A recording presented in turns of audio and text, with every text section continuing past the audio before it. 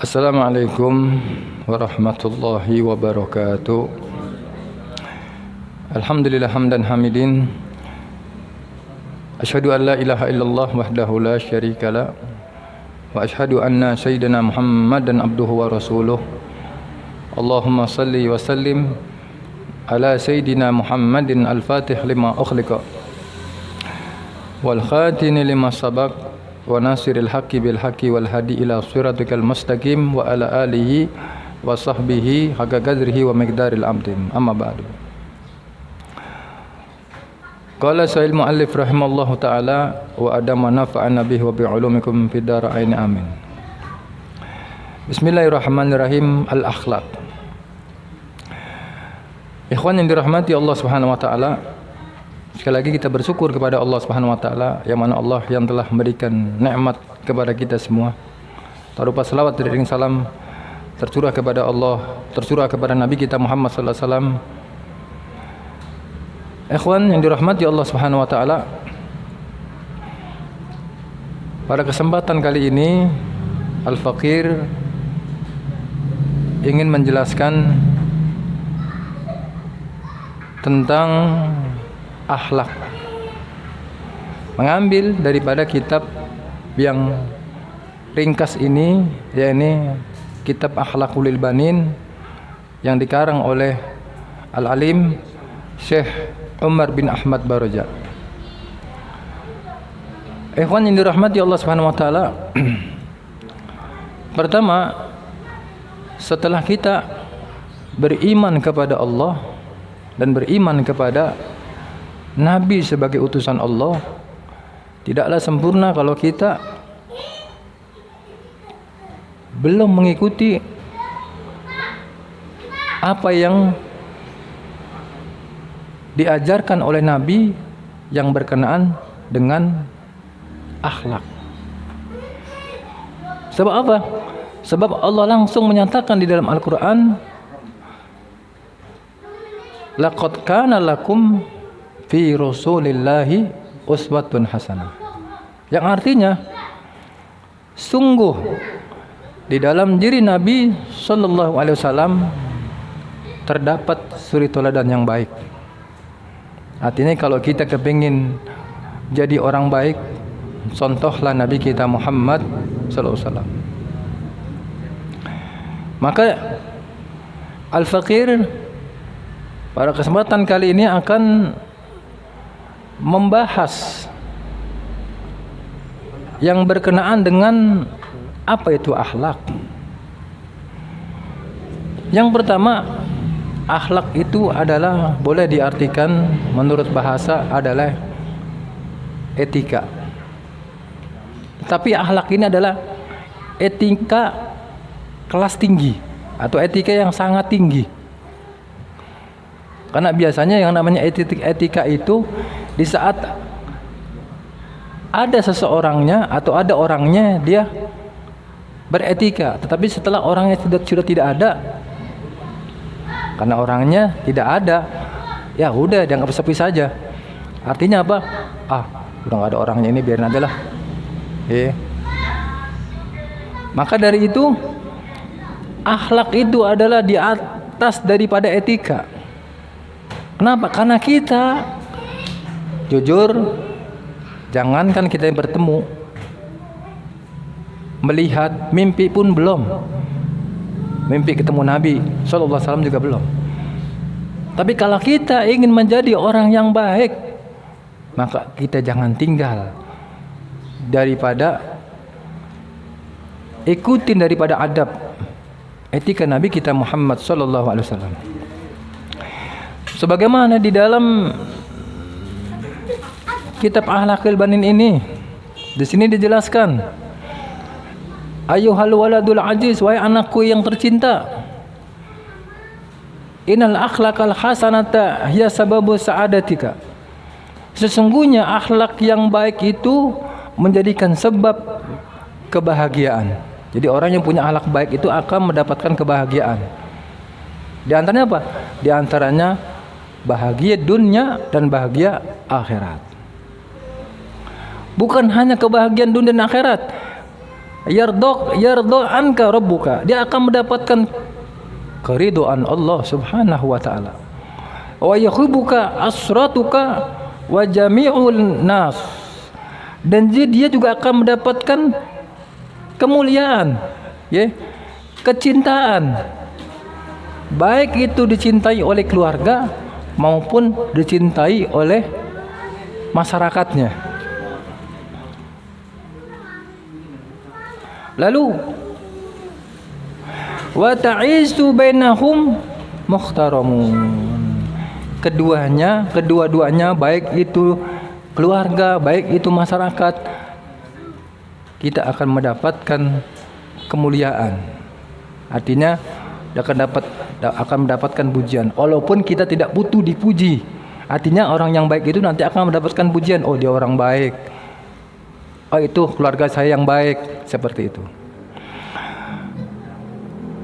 Wa aksuha akhlaqu sayyi'at, sebaliknya kalau orang yang mempunyai akhlak yang tidak baik, bahya aslus saqawati, berarti menjadikan tanda sebab ini orang bakal celaka, bakal sengsara, fid dunya wal akhirat, di dunia maupun di akhirat. Yashatu alaikallah, bahkan Allah Ta'ala benci kepada ini hamba, ya. Wa yubghiduka ahlul baitik, keluarga juga enggak senang. Jadi udah Allah juga enggak cinta, kebalikannya adalah benci, bahkan keluarga juga akan mengecap jelek, ya. Wa jami'in nas, bahkan semua kawan-kawannya, semua manusia akan mencela, ini orang udah kagak bener, ya. Wa ta'isu bainahum muhtaqaran dalilan. Nah, orang yang demikian ini adalah orang tersebut akan mendapatkan celaan, artinya akan mendapatkan cemoohan, akan dijadikan ini orang, wah ini orang gak bener, artinya dibuat gunjingan, ini orang bakal gak bener. Jadi sekali lagi, ya, kita perlu setelah kita beriman kepada Allah, menjalankan perintah Allah, beriman kepada Nabi, bahwa Nabi itu Nabi Muhammad adalah utusan Allah, lalu menghidupkan sunnah Nabi sallallahu alaihi wasallam, ya, baik itu sunnah di dalam kita sholat, melaksanakan dan sunnah-sunnah yang lainnya, dan juga ditambah, ya, ini jaga budi pekerti kita, akhlak kita yang baik. Kalau sudah kita punya akhlak baik, insya Allah sempurna. Iman kita bagus, ibadah kita bagus, akhlak kita baik. Ya, inilah orang-orang yang jangankan hidupnya, matinya pun akan kehilangan. Sebagaimana diceritakan di zamannya Al-Habib Husain bin Abdullah bin Tahir. Di zaman beliau ada di kota Tarim dan di negeri Tarim seorang aulia, seorang yang saleh, Al-Habib Abdullah bin Husain bin Tahir. Begitu keimanannya yang sempurna, bagaimana ibadahnya, taatnya kepada Allah, bagaimana kehidupan dia menghidupkan sunnah Nabi SAW, dan bagaimana akhlak yang begitu baik, sampai-sampai masyarakatnya merasakan bahwa seakan-akan dia sudah ada di dalam surganya Allah Subhanahu wa taala. Dia merasakan bahwa dia itu hidup di dunia kapan? Di saat wafatnya Al-Alama Al-Habib Abdullah bin Husain bin Tahir, maka di saat itulah beliau merasakan, oh ternyata saya ini masih ada di alam dunia. Saya pikir saya sudah di surganya Allah Subhanahu wa taala.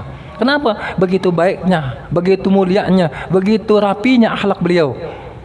Maka dari itu, ayo kita ikutin salaf di zaman yang masya Allah, yang sudah carut marut, yang sudah di dalam keakidahnya sudah pada berantakan, di dalam ibadahnya sudah pada keluar daripada, maka kita yang masih bertahan mengikuti daripada jalan salaf kita, insyaallah mudah-mudahan kita diselamatkan oleh Allah Subhanahu wa taala, dan kita diberikan kemudahan oleh Allah Subhanahu wa taala untuk mengikuti daripada akhlak Nabi kita Muhammad sallallahu alaihi wasallam.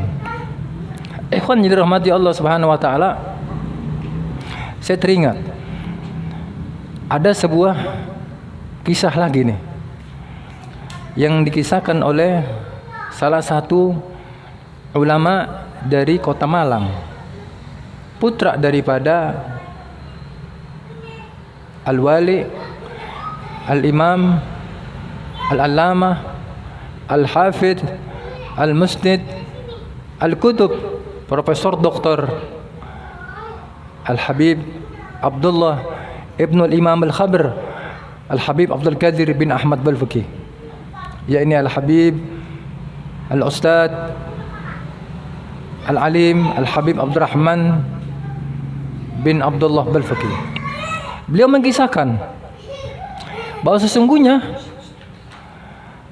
tidaklah orang cinta kepada Nabi kalau dia tidak mengulang-ulang daripada mengikuti kehidupan sejarah Nabi kita Muhammad sallallahu alaihi wasallam. Sebagaimana yang dijelaskan, yang mungkin kita dengar, kita sering baca, yakni pembacaan Burdah yang disusun dan dikarang oleh Imam Busiri. Beliau bercerita bahwa sesungguhnya ada seorang di sekitar daerah Jawa Timur. Ini orang sudah tidak mungkin lagi dia masuk ke dalam Islam dengan kafah. Kenapa? Karena ini orang yang punya ilmu kejawen. Tetapi Masya Allah, dengan hidayah Allah Subhanahu wa ta'ala, beliau mengikuti daripada duduk-duduk di majlis burdah. Di situ dibacakan burdah, di burdah itu dijelaskan bagaimana kehidupan Nabi, bagaimana akhlak Nabi, bagaimana di dalam Nabi perang, bagaimana di dalam Nabi kecintaan Nabi kepada umatnya, dijelaskan dengan bahasa daerah tersebut atau bahasa Jawa tersebut, dibacakan sampai ini orang dapat hidayah Allah Subhanahu wa ta'ala. Dan ternyata ini orang setiap hari dia baca ini burdah dengan bacaan yang terpatah-patah, maka berpikir, Masya Allah, saya baru ini melihat seorang yang sangat luar biasa. Yang ini orang, biasanya orang yang memegang agama kejawen itu agak berat untuk masuk ke dalam sempurna mengikuti ajaran Islam. Tetapi ini orang dengan hidayah Allah Subhanahu wa ta'ala. Kenapa? Karena ini orang ini saking dia cintanya, saking dia rajinnya duduk di majlis burdah, dia baca dengan patah-patah di rumah. Akhirnya pertanyaan ini terjawab di saat Ustadz Abdurrahman datang ke Mahat atau pesantren At-Tauhidiyah Giren Talang Tegal yang dipimpin oleh Syekh Ahmad Saidi bin Syekh Sa'id bin Armia alaihi rahmatullah, yang mana beliau datang kepada Syekh Ahmad Saidi, putra daripada pengarang kitab Risalah Awal, yang mana Syekh Ahmad Saidi mengatakan siapapun orangnya, artinya dia mengutip daripada perkataan ayahandanya Syekh Sa'id bin Armia, yang mana Syekh Sa'id bin Armia mengatakan bahwa sehebat apapun dia membaca kitab-kitab tauhid yang dikarang di dalam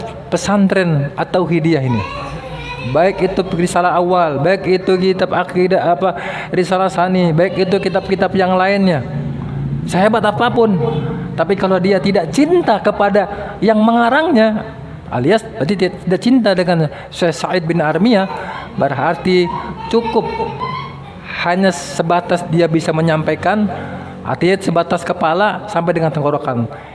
Dia belum, ilmu tersebut belum meresap di dalam hatinya. Begitu juga kita.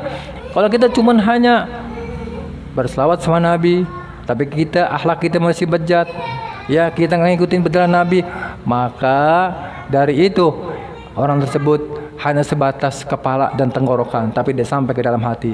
Maka kita berharap semoga dengan kita kajian di dalam kitab Akhlaqul Banin ini, bab demi bab, pasal demi pasal, insya Allah kita akan tambah cinta kepada Nabi karena kita ikutin daripada akhlak Nabi kita Muhammad sallallahu alaihi wasallam. Mudah-mudahan juga kita diberikan kemudahan oleh Allah Subhanahu wa taala untuk mengikuti daripada akhlak Nabi kita Muhammad sallallahu alaihi wasallam, dan pada gilirannya kita akan sempurna, bukan hanya sebatas kepala sampai tenggorokan kita, tapi kita sampai ke dalam hati kita sebagaimana salaf-salaf kita, sebagaimana ulama kita, sebagaimana orang-orang yang saleh, kecintaan kepada Nabi kita Muhammad SAW. Kalau orang sudah cinta dengan Nabi, insya Allah jangankan wafatnya, hidupnya pun akan didatangi Nabi besar Muhammad SAW, baik dalam keadaan terjaga maupun dalam keadaan mimpi, insya Allah. Mudah-mudahan kajian yang singkat ini membawa manfaat khususnya untuk diri Al-Fakir, mudah-mudahan juga untuk ikhwan sekalian. Demikian, al-afu minkum. Assalamualaikum warahmatullahi wabarakatuh.